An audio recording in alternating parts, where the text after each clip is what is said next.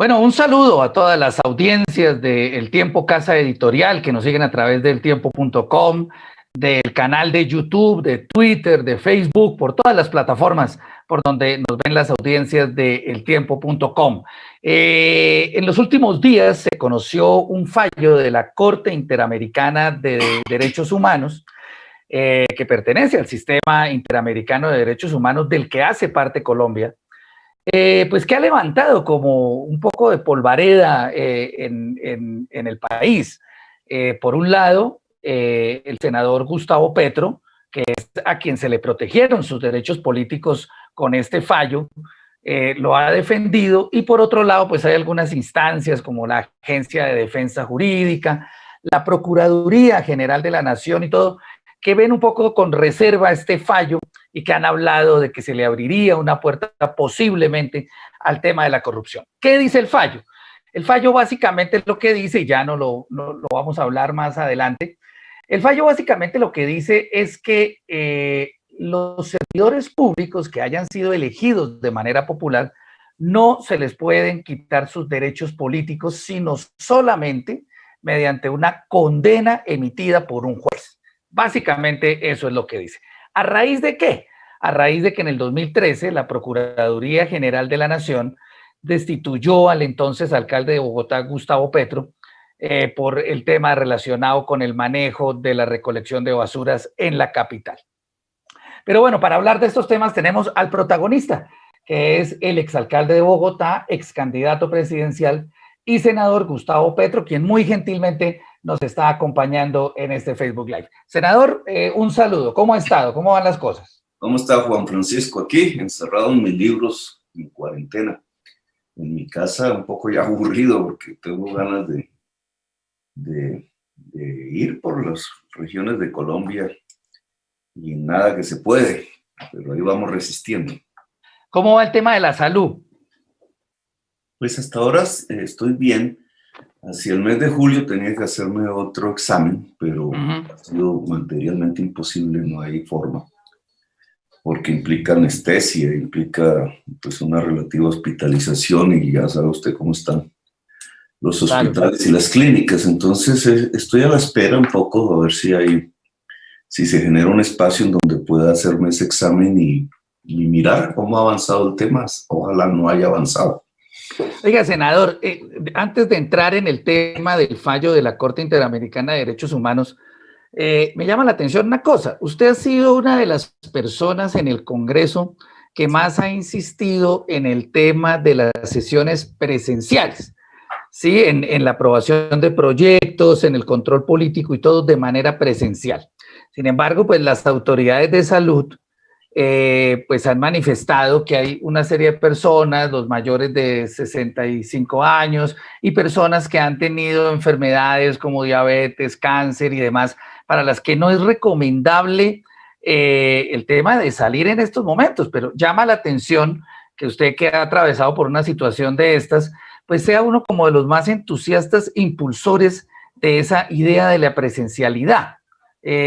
¿Por qué? Se preguntarían algunas personas. ¿No le da miedo? No, obvio, como a todos, ¿no? Todas, y jóvenes y no tan jóvenes. Eso de cierta forma, actúa como una ruleta rusa. Pero el tema está en que hay como dos fases del tratamiento de la pandemia en Colombia. En mi opinión, desacertadas, pero digamos, es otra discusión. Una en que se intentó hacer una cuarentena estricta. Estoy hablando del mes de marzo, abril. Alcancé a hablar con Duque por teléfono. Aquella vez yo le di todo mi respaldo cuando se decidió hacerla, pero casi desde el primer día no era de verdad, porque de una vez puso como 16 sectores, no me acuerdo ya la cifra, pues en actividad innecesariamente, y después pues acabó con la cuarentena.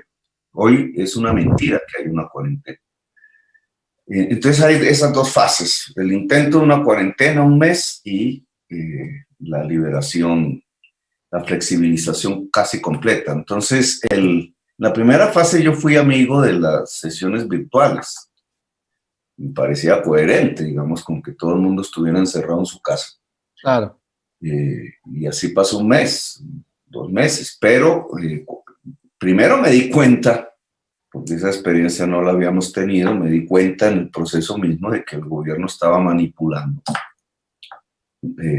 la virtualidad, porque le había quitado prácticamente toda la presencia al poder legislativo, control político que era obligatorio hacer en emergencia.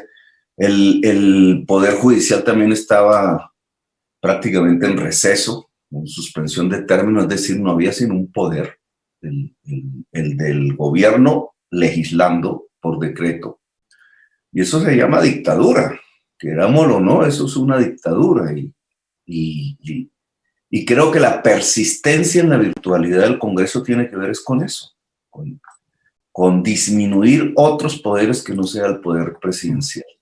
Y ahora en la fase esta, la más larga de flexibilización de cuarentena, pues ahí sí que es de bulto contradictorio, porque la gente está en la calle y los congresistas están encerrados. Claro. Digamos, el oficio de congresista es como el oficio de un militar, de un policía, o el oficio que debe ser de un juez, porque son oficios que, claro... De estar en contacto con la gente y demás, ¿no? Claro. A ustedes le dieron un voto, unas funciones, tiene un deber constitucional, ni más ni menos es representar a la sociedad en un momento difícil. Claro. Entonces, ¿cómo que no lo ejerce? Perfecto. Bueno, senador, el tema que nos concita es el fallo de la Corte Interamericana de Derechos Humanos que protegió esos derechos políticos suyos cuando fue destituido en el 2013. Cuéntenos primero un poco cómo recibe usted ese fallo, qué opinión le merece. ¿Lo esperaba, no lo esperaba? ¿Es bueno? ¿Qué opina de eso? Sí, no, yo esperaba el fallo, tenía una alta confianza en la probabilidad de que fuera favorable, en primer lugar porque ya habíamos pasado toda la fase de la comisión, que es como la instrucción, ¿no? Como hace las veces como de la instrucción. Quien presenta ante la Corte Interamericana el caso es la comisión. Solo la comisión puede presentar casos ante la Corte.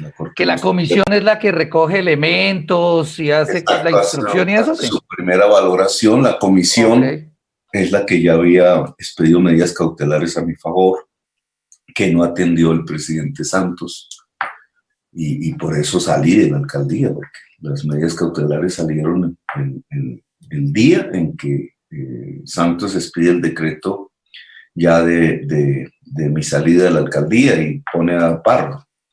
Entonces, eso ya había sucedido, digamos, por unanimidad la comisión expide las medidas cautelares y después hace la instrucción, llama al gobierno a conciliar, eso nunca sucedió, y una vez termina la comisión, que pasan varios años, entonces presenta el caso ante la Corte.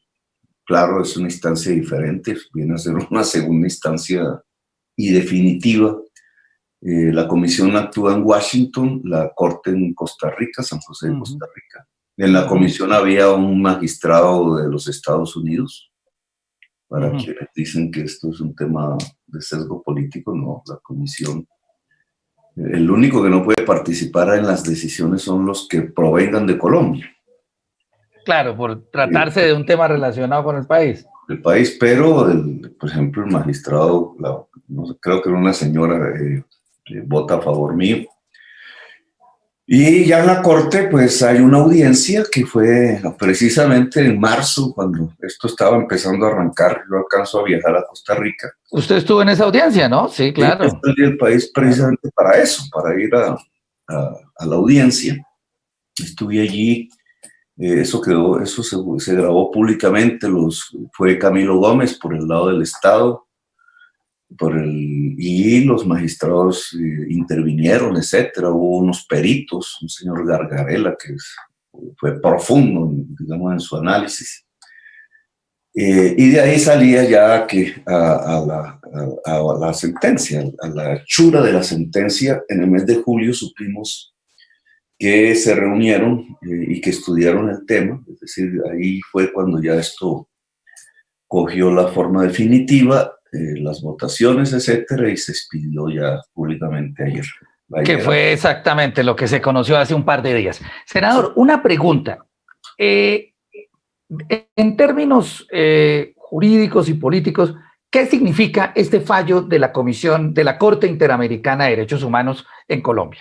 En términos personales es un resarcimiento, como lo dice la sentencia. La sentencia misma es parte del resarcimiento. Y un triunfo, pues, un triunfo de años. Son 7 años, han pasado. No fue fácil para mí.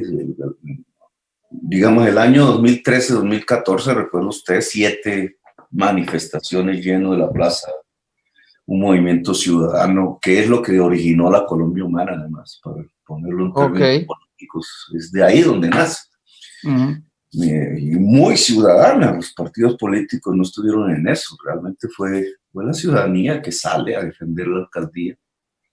Muy difícil para mí, digamos, la separación, la interrupción de un programa de gobierno que sabíamos era atacado por ser alternativo. El miedo en el conjunto de la administración y del país, porque es que, y este es un tema importante para las consecuencias, es que incluso antes de mí, pero se agudiza conmigo, los alcaldes, los gobernadores, los concejales, sobre los funcionarios que tienen manejo, digamos, viven bajo una extorsión permanente. Esas no son condiciones democráticas de ejercicio de un cargo. Esa extorsión en general en esos municipios que no pasa por la ideología, digamos, en mi caso sí, pero en general no pasa porque este es liberal o conservador o de izquierda, sino pasa es por algo mucho más degradante, digamos, y es que si el funcionario es honesto, digamos, si quiere cumplir honestamente sus labores, es cuando más presión tiene de los órganos de control. Y en general no es porque los órganos de control estén ejerciendo sus funciones constitucionales de cuidado de los bienes, etcétera, sino porque como son de origen político, son autoridades político-administrativas, contralores elegidos por consejos y los procuradores pues elegidos por el Congreso. Entonces, y los congresistas se reparten esas procuradurías regionales antes del voto, un sistema clientelar. Entonces, lo que se obtiene es que si ese funcionario no les da plata en alguna contratación pública o si es rival político de la mayoría del consejo, etcétera, entonces es cuando lo sancionan. Claro, el alcalde está como bajo esa oiga, senador, pero antes de hablar de ese tema de los alcaldes que me interesa mucho, yo tengo una duda. A usted, y esto para contarle a los espectadores, a usted lo destituyen en diciembre de 2013, ¿verdad? Sí. Básicamente, ¿por qué? Según el procurador, porque con dolo, es la palabra que usa, con dolo, es decir, con premeditación, afecté la libre competencia, es una de sus tesis, afecté la libre competencia y rompí reglas de planificación, dice él, y afecté el patrimonio público. Más o menos esas son las tesis sobre las cuales él se basa. Pero esto tiene que ver con el modelo de basura. Sí, en el tema del cambio del modelo de aseo. El cambio del modelo de aseo era ordenado por la Corte Constitucional. Es una sentencia muy famosa, muy bonita, que incluso se escribió antes de ser alcalde. Yo hablé con Henao, que era el presidente de la Corte Constitucional, antes de posesionarme, sobre la sentencia. Él me llamó y me dijo algo que yo en ese momento no le presté mucha atención. Me dijo, yo no había tenido una sentencia en donde hubiera tanta presión como esta. Ah, caray. La SEO era pues, un servicio público más, pero no le entendí por qué en medio de tantas sentencias que la Corte Constitucional expide, esta tenía tanta presión. Ya, después sí comprendí. Pues es un negocio, así de simple, es un negocio de cerca de, para la fecha de hoy, de cerca de 350,000 millones de pesos año. En una concesión, esos son 10 años, estamos hablando de billones. Ya la contralora con la que también hablé, la señora, esta señora que salió muy mal, ¿cómo era? Morelli, Sandra Morelli. Morelli, a mí siempre me cayó muy bien, pero ella muy conservadora, también muy de la línea de Ordóñez, pero ella también me lo advirtió antes de ser alcalde, y cogí estas dos advertencias. Pero la visión ya de Morelli era que había un negociado, y efectivamente había un negociado. Morelli me lo dijo así de frente. Y por eso entonces usted cambia el modelo de recolección de basuras, que es lo que ocasiona esta sanción. Óigame, y una pregunta, senador. Antes de este fallo de la de la Corte Interamericana de Derechos Humanos, ¿aquí en Colombia no hubo alguna decisión judicial que lo restituyó a usted o que habló sobre esa destitución? ¿O eso se quedó así, aquí en Colombia? La primera medida de defensa de la alcaldía la expide la Comisión Interamericana. Ok. La comisión, que es la medida cautelar. Ok. Esa medida cautelar se expide unas horas después, fue cuestión de horas, fue por la tarde, y por la mañana el Consejo de Estado, que en ese entonces estaba dominado por Ordóñez, a través del clientelismo judicial, tenía un poco de familiares, de magistrados, empleados, etc. Tenía un combo grande, digamos. Entonces yo había puesto unas tutelas y el Consejo de Estado la rechazó. Y entonces ahí quedé indefenso en la justicia interna. Cuando toma la decisión de rechazar la tutela, unas horas después, la comisión expide la medida cautelar. Perfecto. Para eso, por eso llaman medidas cautelares, claro. Precisamente para evitar el daño. Pero eso fue estando usted todavía en la alcaldía. Sí, yo estaba en mi despacho y Santos, que había dicho públicamente que si salían medidas cautelares del sistema interamericano las iba a acatar, pues ahí mismo me llamó, yo recuerdo, salí de mi oficina, pues caminando, es como cuadra y media, al Palacio Presidencial. Yo esperaba que Santos me iba a notificar que iba a acatar las medidas cautelares, porque ya habían sido expedidas. Cuando llegué, todo el mundo me miraba así como un bicho raro, así como con tristeza, como con pena. Entonces ya tuve el pálpito. Y efectivamente Santos no las acató, lo cual era una irregularidad total. Eso tendrá que ver ahora. Y saliendo de la alcaldía me notificó así que iba a nombrar a Pardo, entonces yo salí ahí un poco cabizbajo del palacio hacia mi despacho ya como para despedirme y ya vi por televisión ahí en una tienda que ya la estaban haciendo pública. Cuando llegué ahí le nombraron un alcalde temporal, un alcalde en reemplazo suyo. Sí, Pardo, Rafael Pardo. Que él fue el que terminó el periodo. Él solo actuó un mes. Incluso lo que ahí tenían que hacer era de una terna del movimiento. Exactamente. Sí. Él gobernó un mes más o menos. Y ahí es donde viene, creo que Clara López, a terminar el periodo.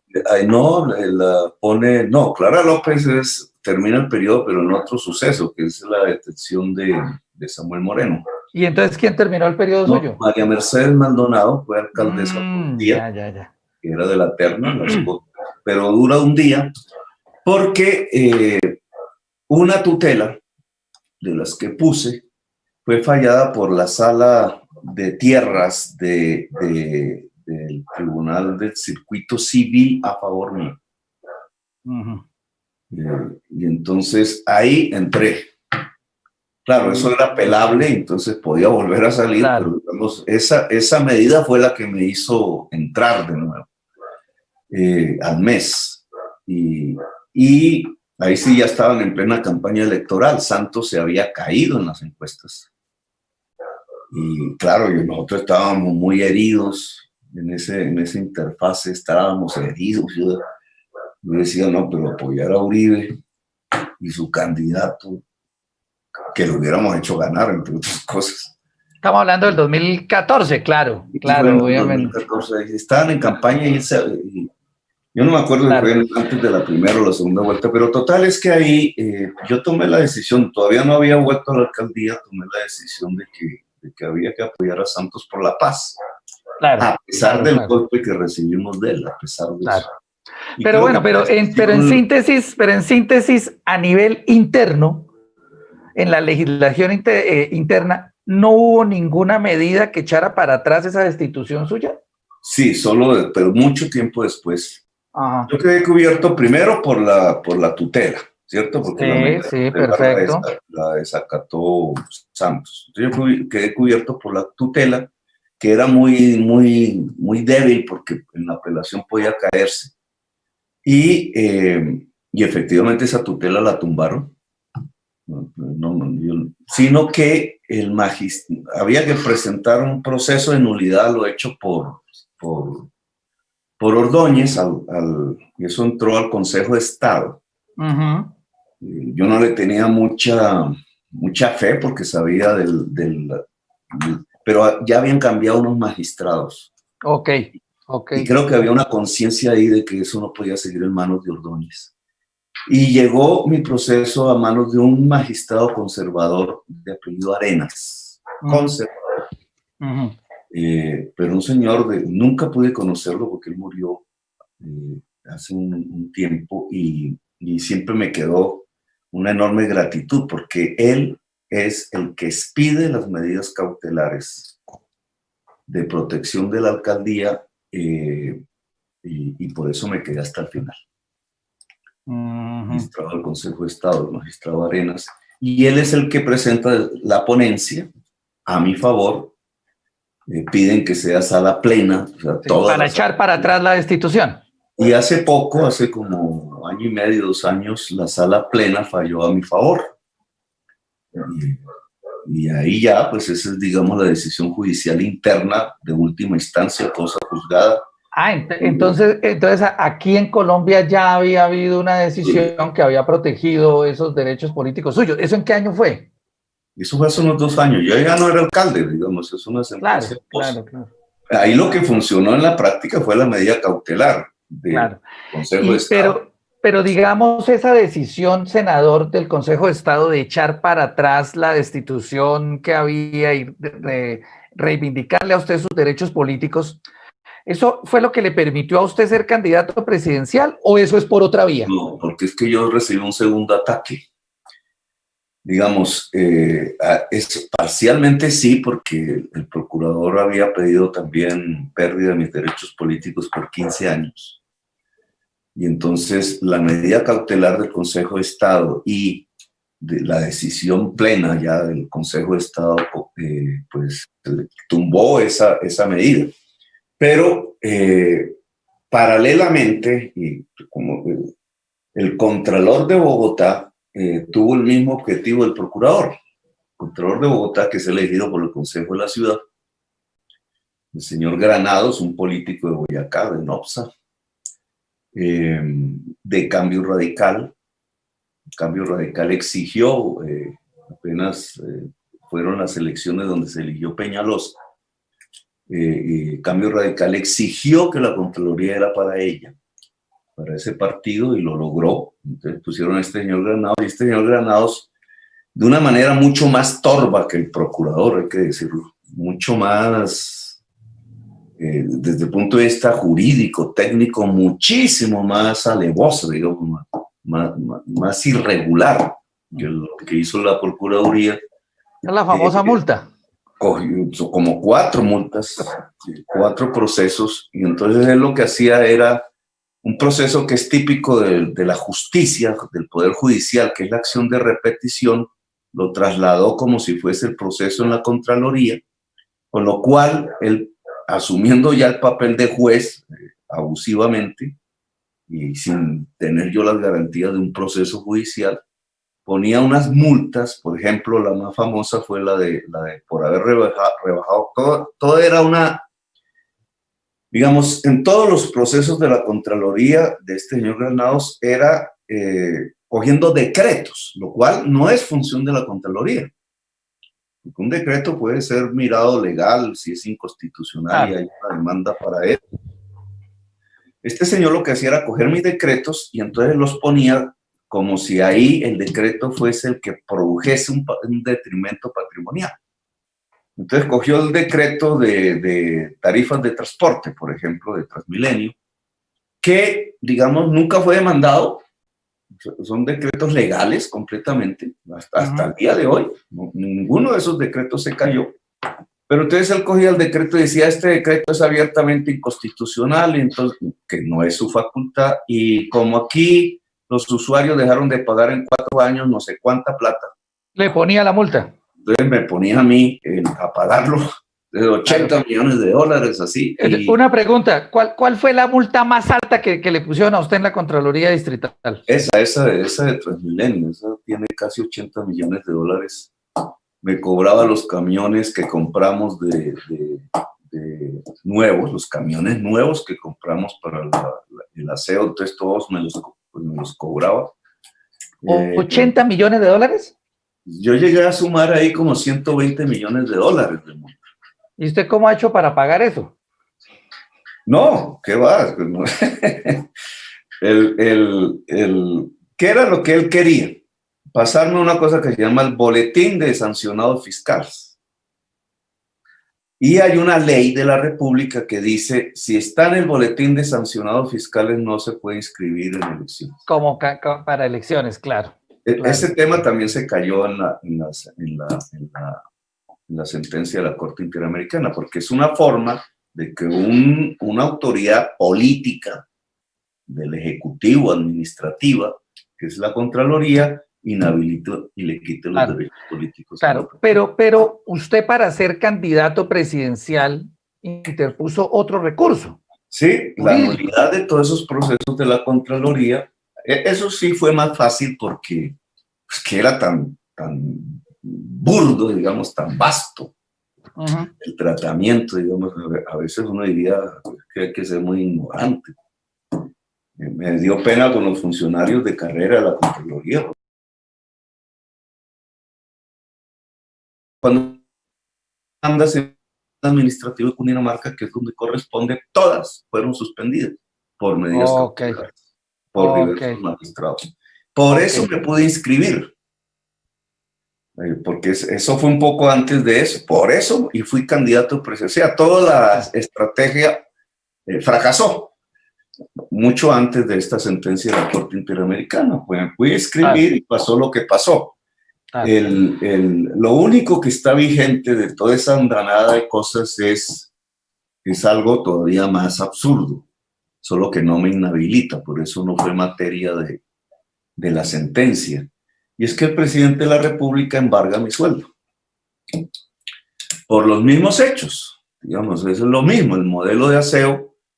Un funcionario de Vargas Lleras, también de Cambio Radical, que pone en la superintendencia, que es amigo de los operadores y de los abogados de los operadores del aseo, que es Robledo, inicia un proceso allá en la empresa, me hace un proceso como si yo fuese un empresario, y de ahí me ponen una multa, incluso él se declara impedido al final, pero después de hecho el proceso, y ponen otro sujeto del cual tengo una ingrata recordación porque él está siendo procesado por la Procuraduría por un tema de estos fondos de capital el señor Vélez, uno de esos robos que hubo de fondos de capital, y él no actuó como superintendente de sociedades que era.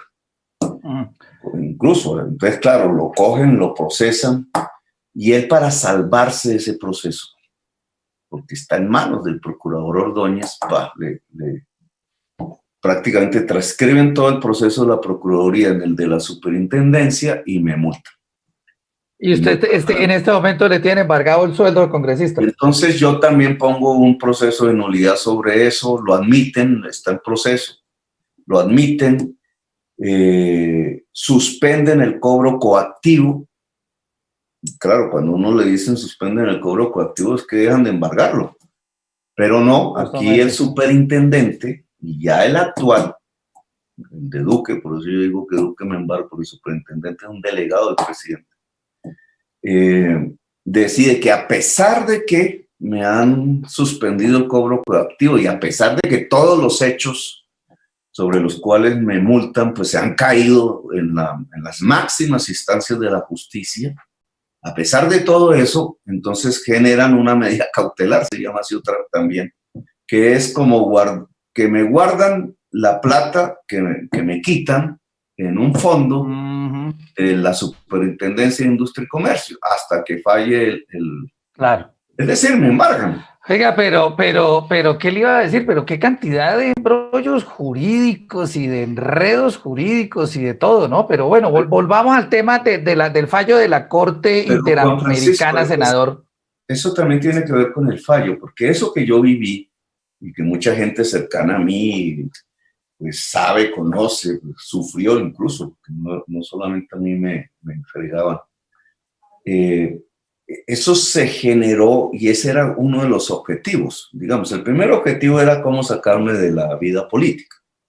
Aún hoy lo intentan, hoy tengo pérdida de investidura porque las profesoras pusieron 300,000 pesos en mi campaña, yo sin saber, o porque hablé de desobediencia civil. En este momento afronto ese proceso. En el Consejo de Estado, pero el segundo objetivo que tenían, que creo que es más estratégico, más de fondo, y que tiene que ver mucho con esta sentencia ahora, es que así se generaba un miedo a no hacer en las políticas de los gobernantes políticas que no estuvieran de acuerdo con las políticas dominantes en el país. O sea, porque a mí me destituyen es porque desprivatizo un servicio público. Eso lo criminalizan. Lo mismo en la fiscalía y que tuvo que pasar a la... Entonces, es criminalizar que quisieras privatizar un servicio público, el del agua potable, por poner un ejemplo, casi que sabe que si se mete en eso, tiene una oleada como la que él sufrió Petro. Claro. Oiga, pero eso que usted acaba de decir me interesa mucho, digamos, en el sentido en que este fallo de la Corte Interamericana de Derechos Humanos que protegió sus derechos políticos, pues también en teoría se aplicaría a muchos alcaldes y que han tenido la misma situación en el país, que han sido destituidos, inhabilitados, y a los que no podrían quitárseles sus derechos políticos por esa vía de las destituciones. En opinión suya, senador, ¿qué debe pasar para que ese fallo de la Corte Interamericana de Derechos Humanos se aplique en Colombia? Los primeros que tienen que aplicar la sentencia es los jueces. Eso se le llama control de convencionalidad, que ha sido muy débil en Colombia, ha sido muy fuerte en otros países, pero en Colombia muy débil. Al juez o no lo han educado en eso que se llama control de convencionalidad o le da miedo. El control de convencionalidad, ¿qué es? Que el juez aplica de una vez la Convención Interamericana de Derechos Humanos porque es parte de nuestra Constitución. No es una ley ajena, extraña, extranjera, sino que siendo Colombia parte, porque así lo decidió en el año 69 hasta el 72, cuando eso se fundó, siendo Colombia fundadora y parte del sistema interamericano, esa convención, que es un tratado internacional que se volvió ley de la República en el 72 y constitución de Colombia en el bloque de constitucionalidad en el 91, pues tiene aplicación inmediata. Todo esto no debía haber pasado porque los jueces de por sí debieron haber aplicado la convención desde antes incluso de mi caso, pero nunca lo han hecho a pesar de que es parte de nuestra Constitución. ¿Y qué consiste en qué? En que el artículo 23 de esa convención, muy simple, lo dicen casi todos los tratados, es un principio universal, no solamente americano, es que los derechos políticos son derechos humanos fundamentales.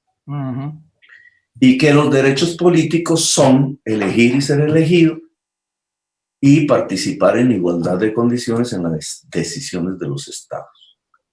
Esos son. ¿Qué restricciones tiene ese artículo 23? Edad. Entonces, pues si uno es menor de edad no tiene derecho político. Nacionalidad, entonces los extranjeros tienen sus derechos políticos limitados en el país.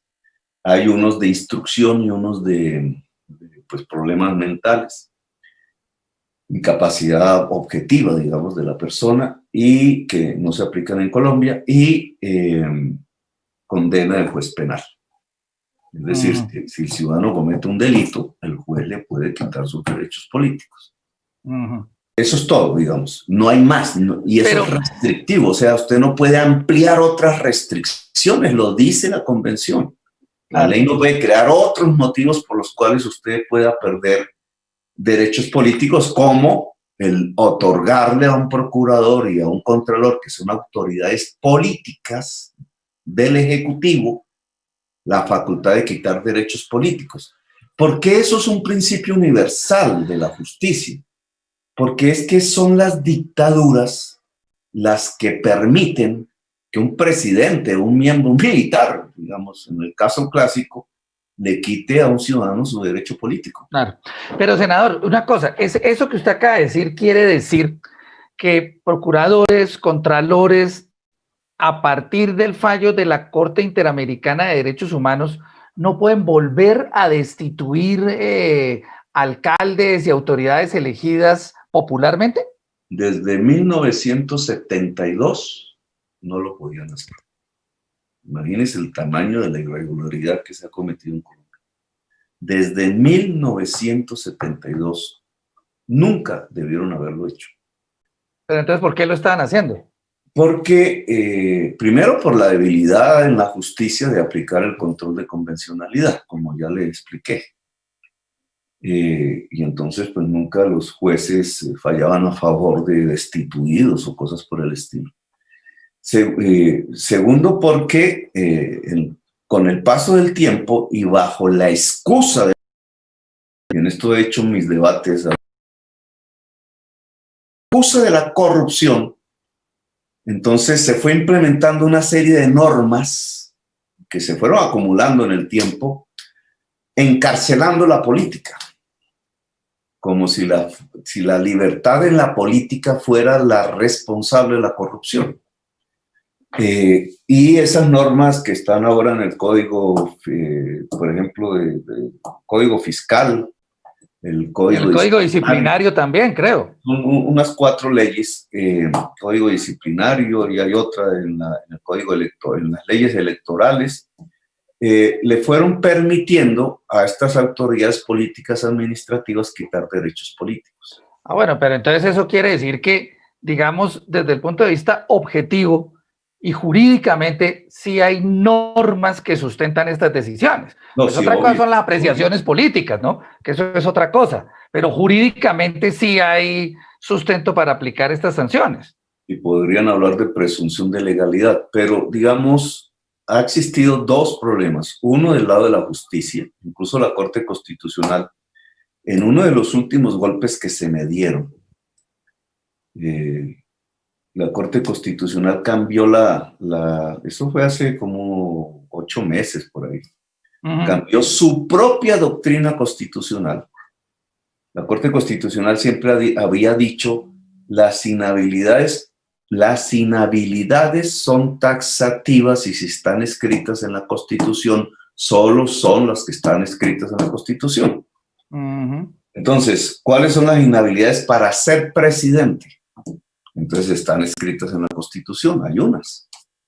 En ninguna aparecía, ahí en la Constitución, cuando usted la lee, no aparece haber sido sancionado fiscalmente. Y entonces, esa inhabilidad que es... ¿Aparece en una ley? Es en una ley. Y entonces la Corte siempre había dicho, si son leyes, eso no tiene que ver con funcionarios en los que la Constitución ya dijo las causas de inhabilidad. Bueno, pues esta vez cambió la doctrina y amplió a la ley la facultad de no permitir inscribir Sí. para ser presidente. Eso iba para mí. Y eso tiene que ver con magistrados que se dejaron influenciar de cambio radical. Pero fíjese que incluso llega hasta doctrina constitucional en contra de la Convención Americana. Porque si usted lo examina Sí, con la Convención, eso no es. claro. Ahora, ¿qué ¿Qué es lo que significa? reivindicó ahorita la Corte Interamericana de Derechos Humanos con este fallo? Senador, dos, tres preguntitas finales, digamos, ya como para cerrar el tema del fallo de la Corte Interamericana de Derechos Humanos. Entiendo yo, según decían en un debate en la Comisión Primera del Senado, que debe haber unas modificaciones legales para aplicar este fallo en Colombia, ¿o cómo es eso? Sí, no es un gran cambio de normas, digamos. Técnico, jurídico, no es que sea difícil, son 4 artículos o 5. Sí, No hay que cambiar la Constitución, eso es lo primero. ok, ok. Hay que interpretarlo de otra manera, como se ha interpretado hasta ahora, en el artículo que tiene que ver con las funciones de la Procuraduría. Hay que cambiar 4 artículos, uno del Código Fiscal, otro del Código Disciplinario, otro de la ley electoral, que es esta que impide inscribirse si hay una sanción fiscal. Una sanción fiscal no es que alguien se robó plata, ojo con eso, porque Ajá. es que alguien se equivocó. Esas son las sanciones fiscales. Una sanción disciplinaria no es que alguien cometió un delito, es que alguien rompió unas normas prescritas en su La código administración pública. de la administración, pero no con dolo. El dolo es el que dice es que tiene la intención de hacerlo. Eso Claro. tiene unas sanciones y para eso está la Procuraduría y la Contraloría. Cuando el funcionario comete un delito, por ejemplo, la corrupción, porque la corrupción es delito, no irregularidad, no equivocación. No puede ser manejado con instrumentos para quitar irregularidades o para quitar equivocaciones, sino tiene que ser manejado es por Penalmente. quien investiga y juzga delitos. Y este es lo que sigue hacia adelante. Entonces, ¿qué es lo que sigue hacia adelante? Que si de verdad queremos combatir la corrupción, no es como lo hemos hecho hasta ahora, que no ha servido para nada, porque toda la institucionalidad colombiana hasta el día de hoy ha fracasado frente a la corrupción. Hay que fortalecer es la Fiscalía Anticorrupción. Y no delegar esa tarea en procuradurías que no son para eso y menos en contralorías que son de origen político. Es decir, con el debido respeto de muchos congresistas y concejales, quienes eligen contralores y procuradores son los corruptos. Y no por culpa de esos contralores o de esos procuradores, sino porque el sistema político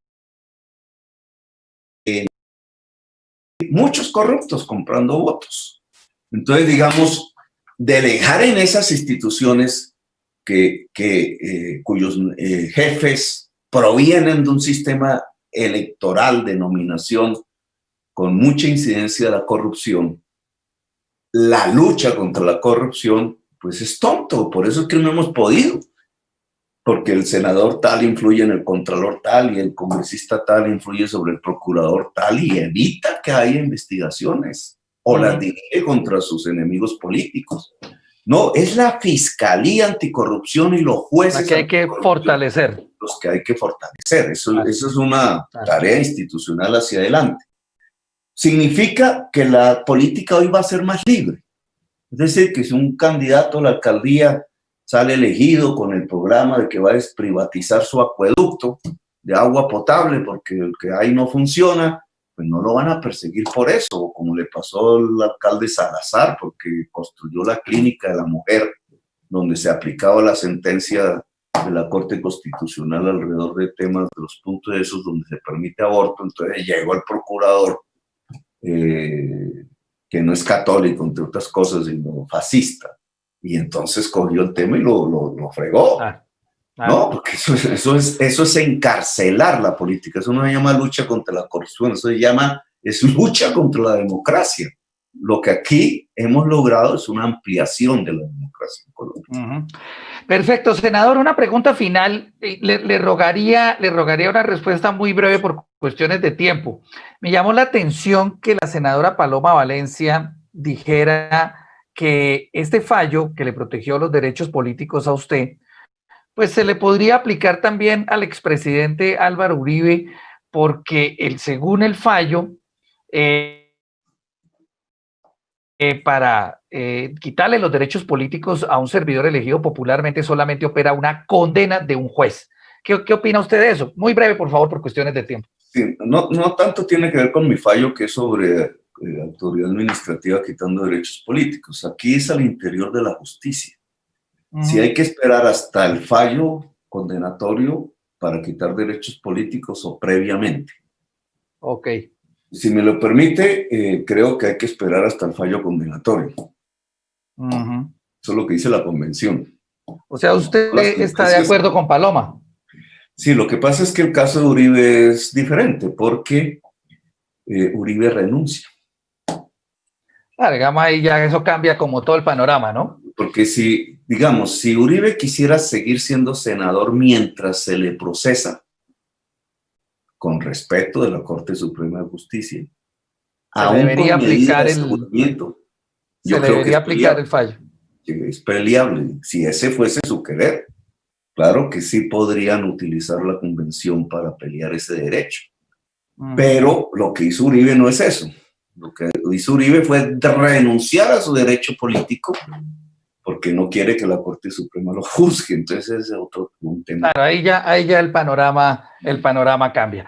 Pues bueno, senador, muchísimas gracias por acompañarnos en estos minuticos a las audiencias del Tiempo, por explicarles, pues por un lado, todos los embrollos jurídicos que se han suscitado alrededor suyo en estos años, y este fallo de la Corte Interamericana de Derechos Humanos, muy importante una cosa, y es pues la aplicación que va a tener hacia el futuro para alcaldes y para todos los elegidos popularmente, y pues tratar de salir un poco de esta controversia. Senador Petro, muchas gracias por acompañarnos y por estar con las audiencias del Tiempo Casa Editorial. Juan Francisco, muy amable, y a todos quienes me escuchan y a todas, una feliz pasada de la cuarentena. Muy amables. Bueno, y a ustedes muy amables por acompañarnos en este nuevo Facebook Live, a todas las plataformas de eltiempo.com, YouTube, Twitter, Facebook, y por acompañarnos en este espacio de la sección política de El Tiempo. Muchas gracias a todos y un saludo.